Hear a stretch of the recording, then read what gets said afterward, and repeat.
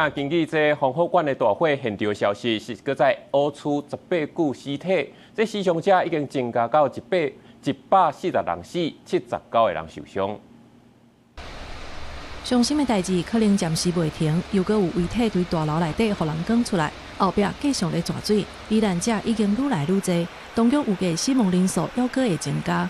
冇電力，冇正常嘅照明，現場嘅工作環境相當惡劣。即使喺日間有少少陽光嘅情況之下，由窗口進入嘅光線係已經唔足夠嘅。目前還有數十個遺體還未確認身份，而且失嘅名單也持續咧換新。咁到目前為止咧，我哋成功聯絡咗159名嘅市民。法新社報道，11月30有超過1000個來自香港各地的民眾來到大埔防火灣擺列樂樂堂去哀悼大火的罹難者。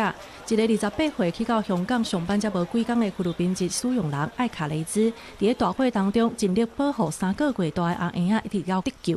在菲律賓社群當中受到訛擾，艾卡雷茲目前還佫咧住院。香港外籍使用人佔香港整體勞動人口的10%。印尼駐香港領事館表示，尚無有7個印尼籍的人士在大火當中死亡。菲律賓駐香港領事館也表示，有一個菲律賓籍移工已經罹難。They need to really recognize the contribution of domestic worker.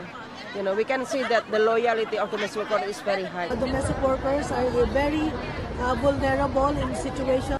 香港政府表示，提供每一個罹難者家屬港票20萬的慰問金，包括外籍使用人、甲大火期間在防火灣內底工作人士的家屬，攏會當來申請。另外，因為真濟家庭重要文件攏燒壞去，當局12月初1到初6會特別安排受災戶辦理個人的證件。公視新聞綜合報道。